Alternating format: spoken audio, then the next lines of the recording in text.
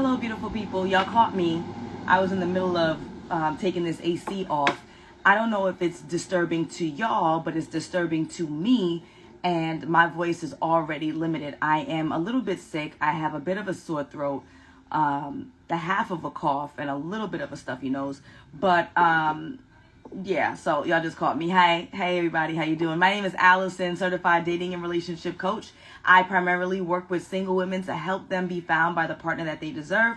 Every Wednesday, I do this live Q&A where folks are able to drop questions to get free advice from me. That's my way of giving back to the community. Another way that I'm giving back to the community, which I am going to pin at the bottom of this live, is that I'm currently hosting a free, let's write it together, free 4-day, we're on day 3 now, challenge,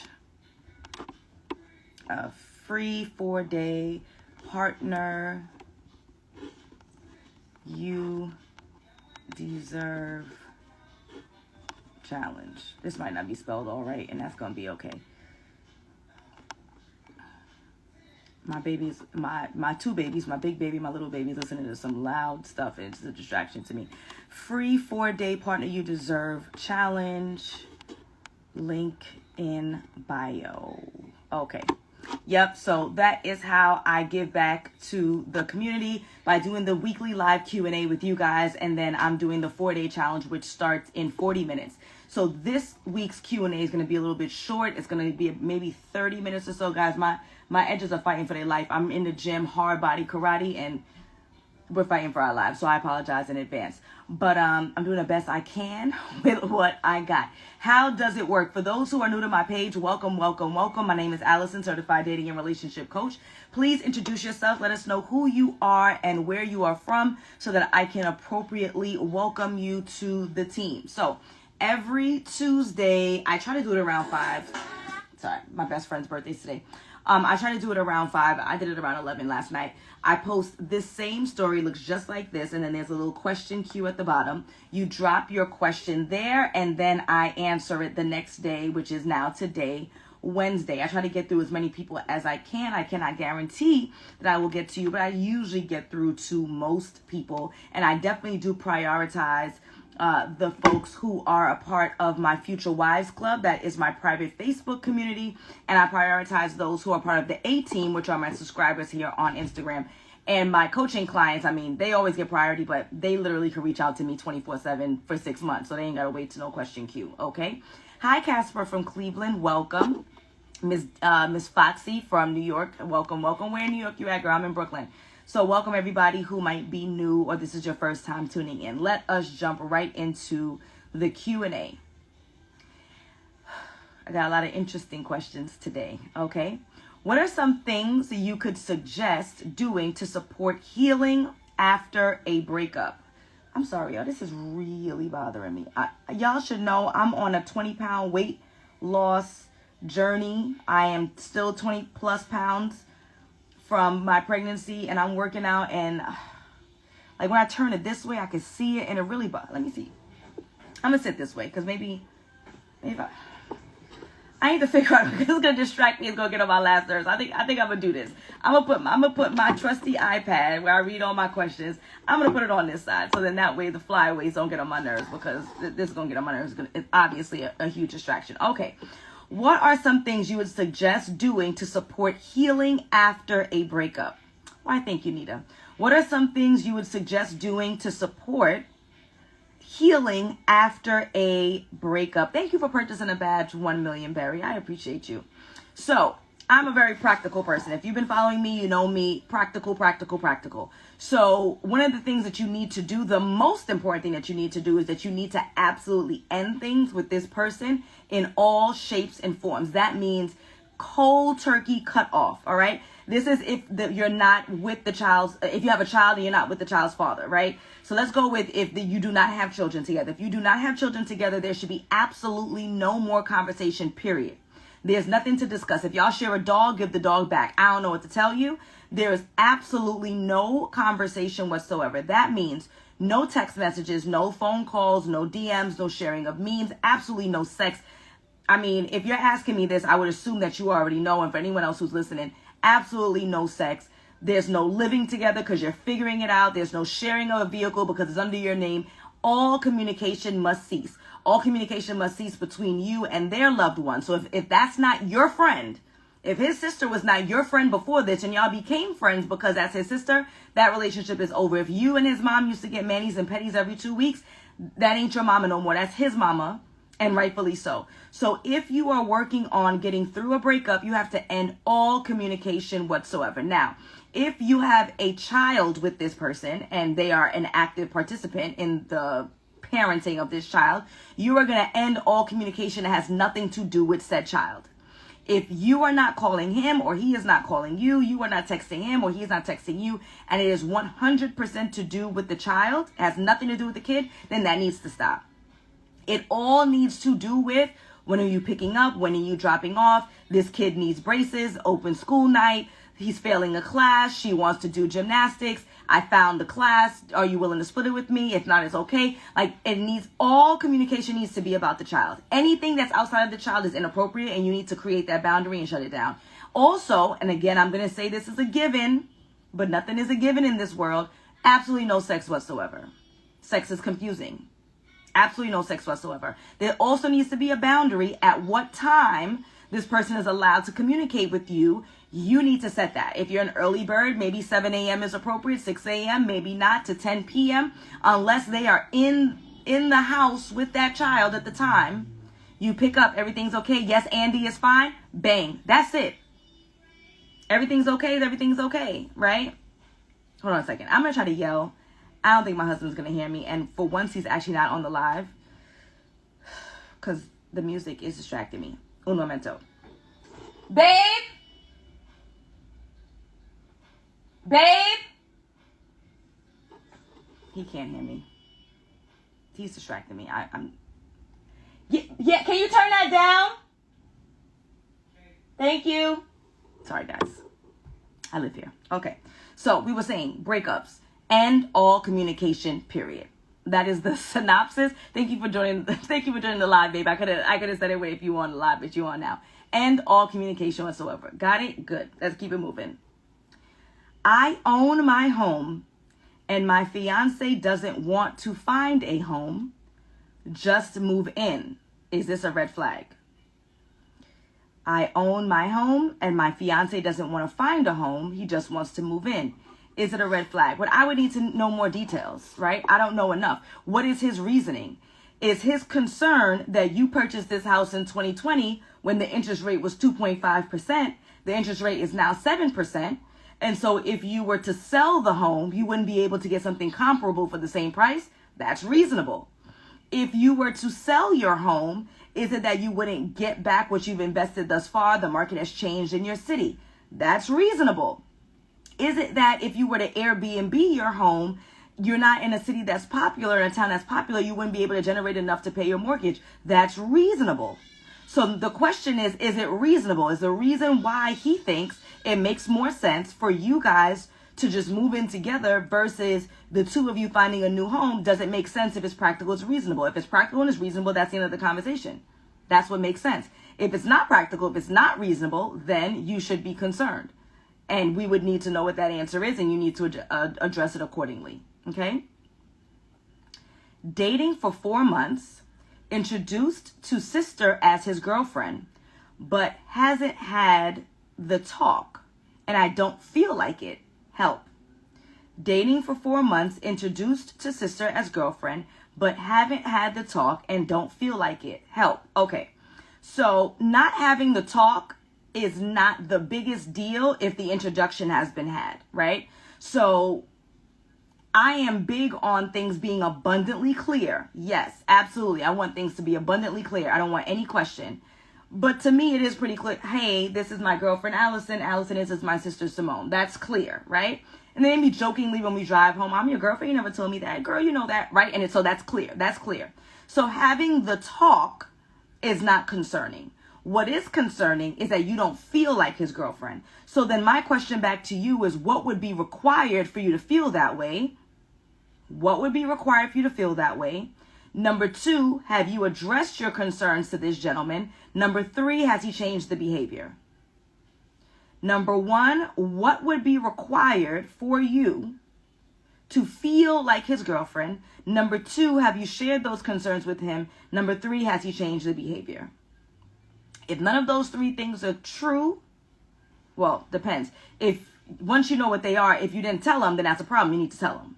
If you did tell him and he didn't change it, then that's a problem. And so then you need to reconsider whether or not you want to continue with this pseudo relationship. Does that make sense? So again, you said you've been dating for 4 months. You were introduced to his sister as his girlfriend, but you haven't talked about it and you don't feel like it. Not talking about it, no big deal. He said it. That's what it is. But the part about you not feeling like it is, what do you require in order to feel like a girlfriend? What does that mean? What's missing? What's lacking? Did you express your concerns to the gentleman, and has he changed the behavior? Right? Assuming that whatever you're asking for is reasonable and fair.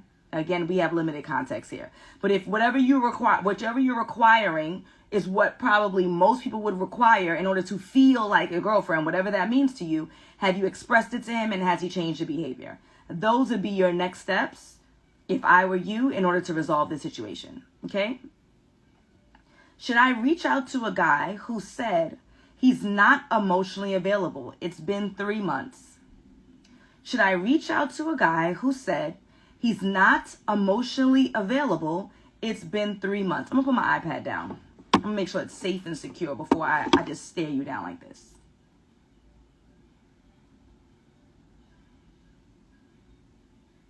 When people tell you that they don't have the capacity, when people tell you they don't have the availability, when people tell you that they can't show up for you in the way that you desire, when people tell you they're not ready for a relationship, when people tell you that you're too good for me, when people tell you whatever it is, that's the opposite of what you require, you desire, what you want, you believe them and you proceed accordingly. This gentleman has told you that he is not emotionally available. I don't care if it's been 3 months. Maybe if it were 3 years and he's the one who came back to you and he said to you, look, Sharon, I know that when we were first dating, I told you I wasn't emotionally available. This is what I was going through. These are the steps that I took to eradicate the problem at hand, aka probably therapy. As a result, I feel like I'm prepared. I don't know if you're single. I don't know if you're available. I see there ain't no ring on your finger. Would you consider giving me a second chance? This guy just told you 3 months ago he's not emotionally available. Whatever the hell that means, because we be throwing terms around willy-nilly like we're all psychiatrists, right? Emotionally available. Everyone's a narcissist. Blah, blah, blah, blah. Trauma bonds. All that good stuff. Soul ties. So whatever that means, he says he's not. And I assume that that's a problem for you, which is why you didn't pursue things, or he didn't allow you to pursue things back then. 3 months hasn't made a change, number one. Number two, he didn't come to you. If a supervisor told you, unfortunately, Shannon, by the way, her name is not Shannon. Every question that's submitted is anonymous. Unfortunately, Shannon, I know that you asked for a promotion. There are no positions available that would be a promotion for your title, and we don't have a salary increase available for you, which is not in our budget, right? 3 months later, would you knock on the door and ask again? But for me, I'd be out the door looking for the position that's appropriate. That's the title that I want. That's the salary that I want. That has the vacation and the benefits, right? So what we're not going to do is circle back and hope and pray that someone has changed their mind, or that their position is changed, or that they've changed as a human being. I'm going to even level it up a notch. I think that dude is lying and he's just not interested. I think dude is lying. I think that he's just not interested. And so he's trying to find a way to, it's not you, it's me, this situation, and get himself out of it, which is fine. I mean, I appreciate the truth. I know that a lot of gentlemen feel like we can't handle it. What we don't handle well is lies and then being caught in said lie, but we're not here to argue about that today. I don't believe he's interested. It's in your best interest to keep it moving. If he decides to circle back and he shares with you that there's been some miraculous change in his mind and his heart, and you want to reconsider. But no, we're not going back to, hey, by the way, it's been 3 months. Are you emotionally available now? Absolutely not. Because he's not. And I don't even believe him in the first place. Okay? With being the age of 23, Am I too young to want to get married? With being the age of 23, am I too young to want to get married? So I would not recommend that anyone got married at the age of 23. I think you have a lot more living to live and life to live and experiences to have, and you don't want to feel like you rushed into something and then now you're 33 and you haven't lived life and you haven't traveled the way that you desired and made mistakes and learned from them, and then now you feel stuck in a loveless marriage or a marriage where you feel as if you're stuck, right? So as a result, I don't think that it's a good idea for you to chase after or pursue marriage. You'd like to be married, you want to be married, okay. You can desire it, doesn't mean you need to desire it right now. I think a really ideal time to get married, and this may not be popular, I think it's well after 30. 30. I'll do 30. 30. Because then you have some time where you could be just a couple, and if you want some kids, you can have some kids. But anytime before then, I don't really think is ideal. But I will say this to any gentleman, or you just joined the live, so you're right on time. For any gentleman who are out there who's in a long-term committed relationship with a woman, 4 years, long-term committed relationship, and maybe you got together at 22, maybe you got together at 24, you're hitting 30, you're hitting 32 and 34, and you think that it's not time, well, good luck to you, because she's about to tell you something different if she hasn't done so already. So I think 30 plus is actually a perfect time. And I'll even venture out even more, even though medicine might say otherwise. I think that like 34 plus to have kids is the perfect time. I had my baby, I don't know, how, 35, right before I turned 36, like 3 weeks before. Financially, I'm in the best place I've ever been in my life. As a result, I can hire a part-time nanny that gives me flexibility so that I can still do the things, keep myself looking together, go to the gym, hire a fitness trainer, right? A personal trainer of my own. Like, the finances is number one. And then number two, not with all the money in the world, I'm sure with all the money in the world will be different, but with more money gives me more flexibility.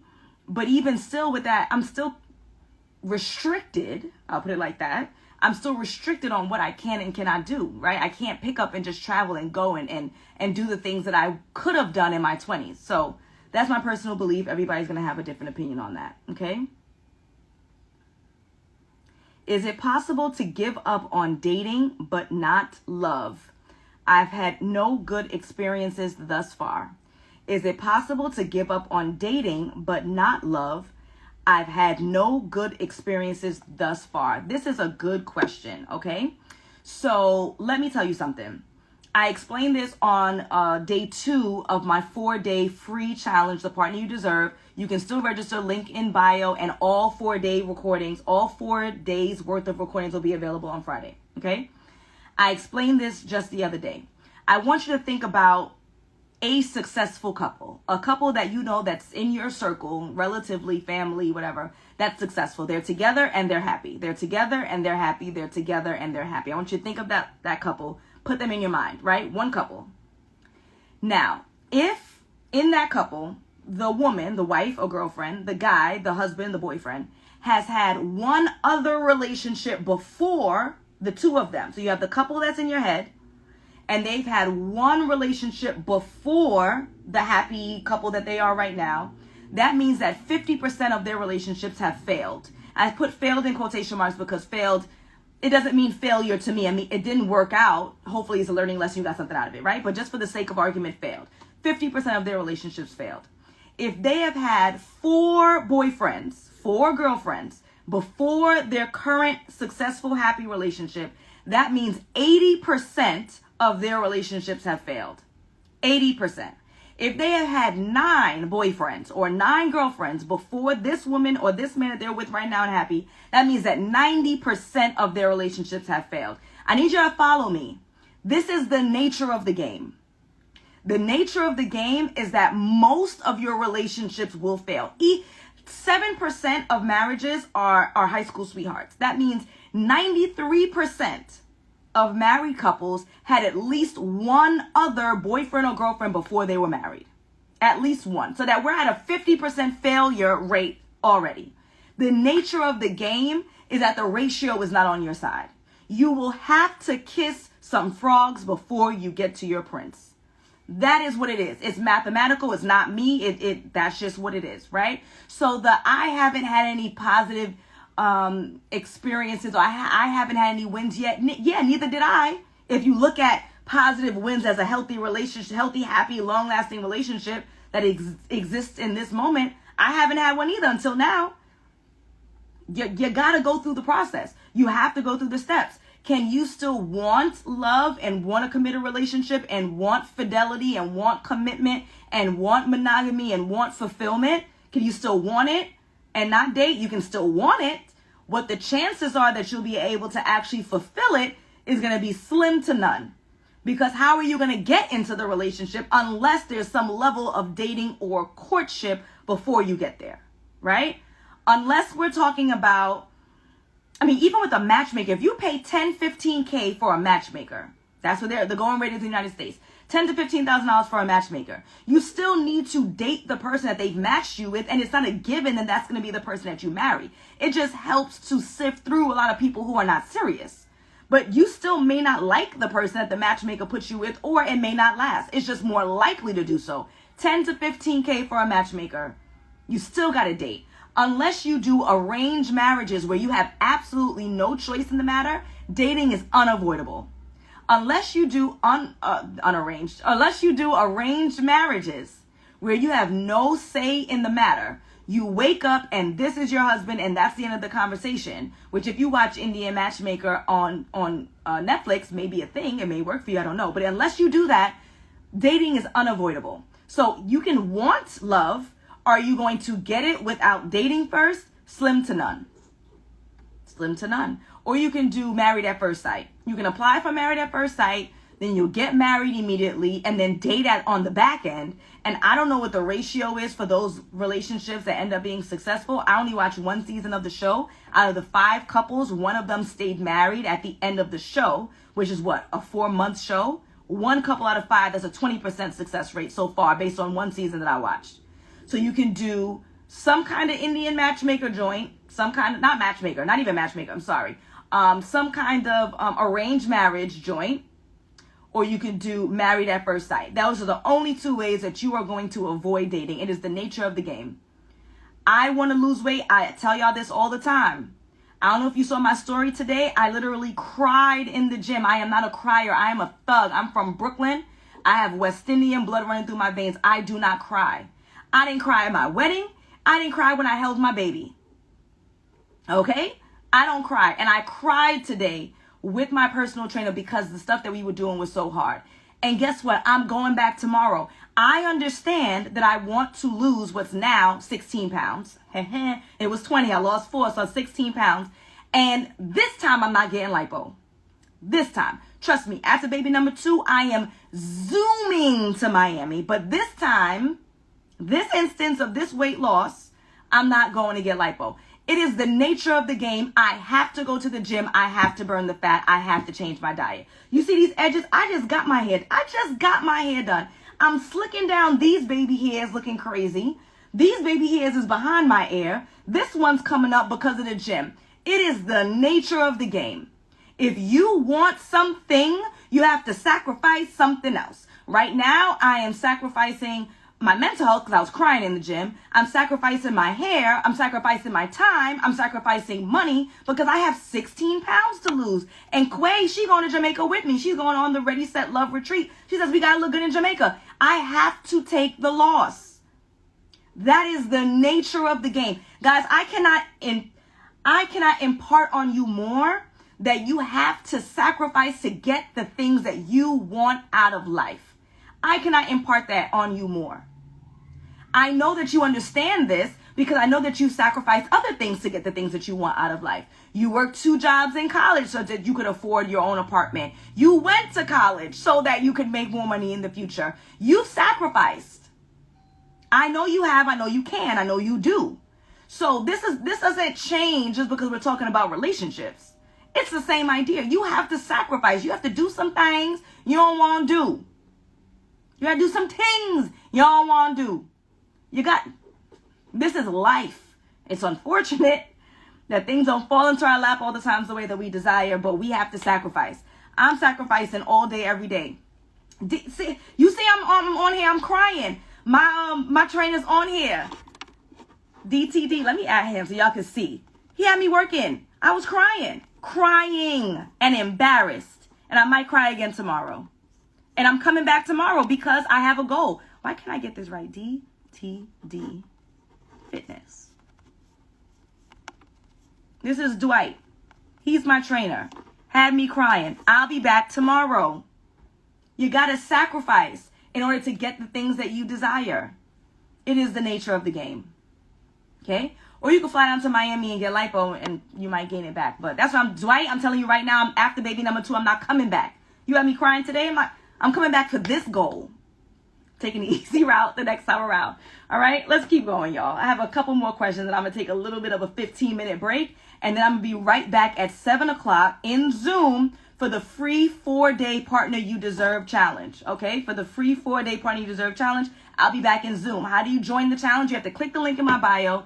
You're going to tap the third link. It says free challenge. As soon as you register, the Zoom link is going to be right there on the screen. It's going to be right there on the screen. You need to click it. If you're joining today, you need to click it right there, right now. Everyone else who joined got an email a couple of hours later. Since you're late to the game, even though I've been emailing y'all and texting y'all for weeks, like a week, you got to click it as soon as it pops up. And after that, I can't help you. Don't be like, oh, Alison, I can't. Right. If you was on it like a hornet, like you were supposed to, you would have got the emails and text messages. Anywho, let's keep going. I'm hot, y'all. I'm going to put the AC on. I hope it's not too noisy in y'all head. Okay.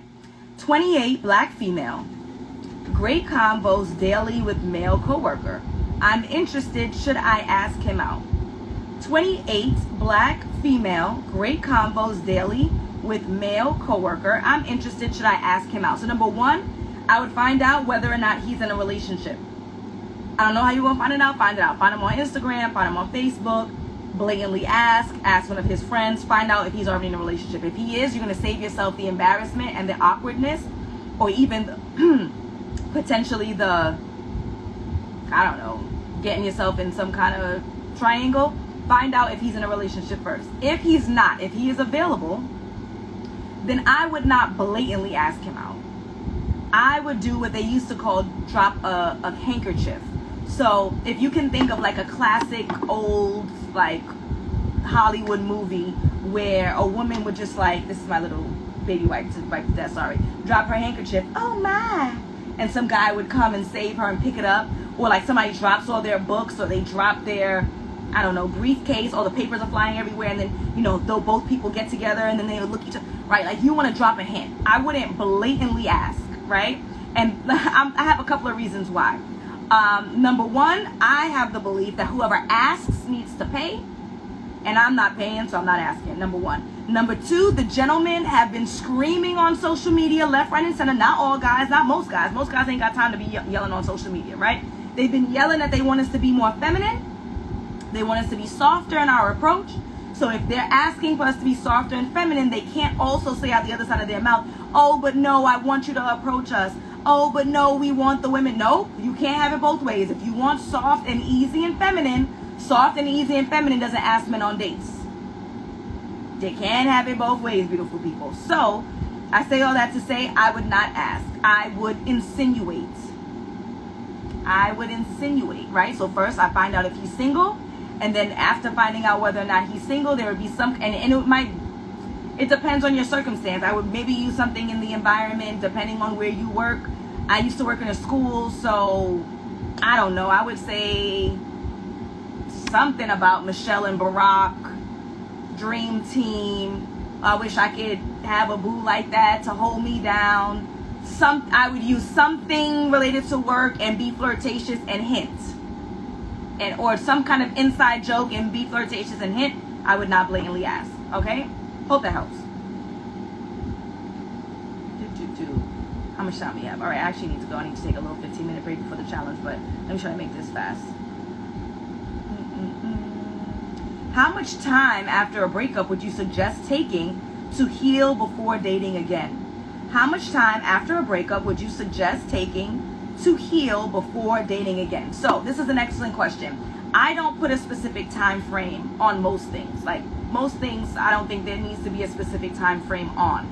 What maybe 3 months to some could which would be terrible, might be 3 months or 3 years for others, right? However, what I would suggest instead is that you use these markers as a guiding force. Okay, so marker number 1, when your phone rings or vibrates, does your heart drop, and do you hope that the person who's calling or texting is him, right? Presuming that we're talking about a him, okay? Or them, right? So am I hoping and praying that whoever it is that's calling you right now in this moment, is it? And then it's not, and now you're sad, right? That means you're still attached to this guy or this person.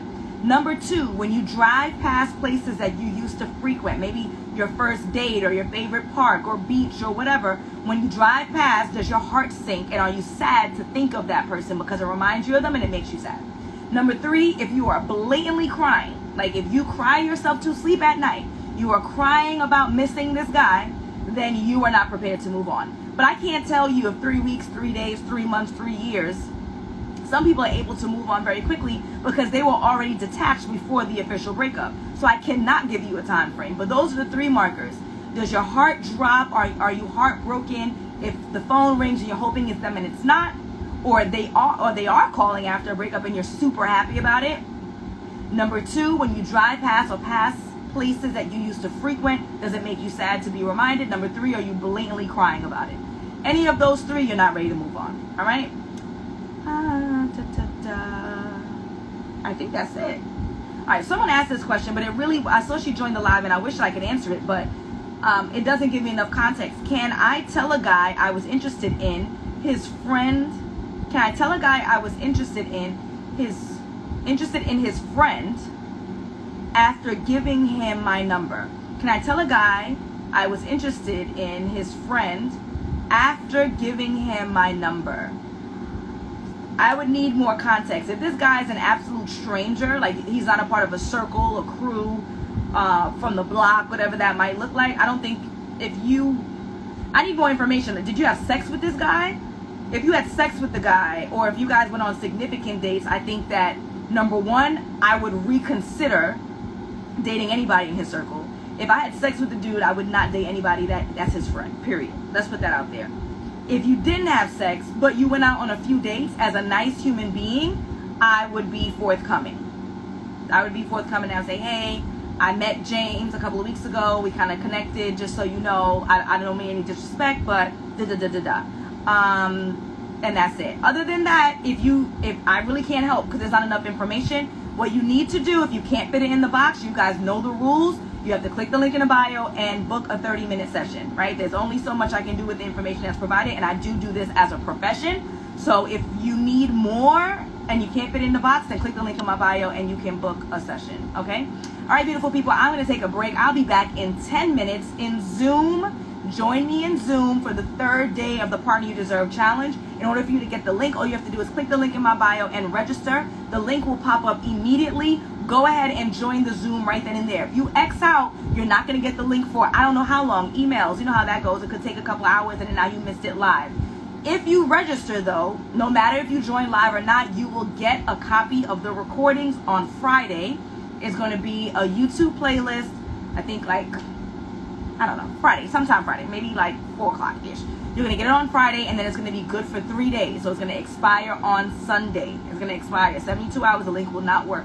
So again, even if you can't join live, click the link in my bio, register for it. You'll get the recordings on Friday, then you have 72 hours to watch. All right, beautiful people, I'm going to take this 10-minute break, and I will see you back in Zoom for the free 4-day Partner You Deserve Challenge. Have a good one.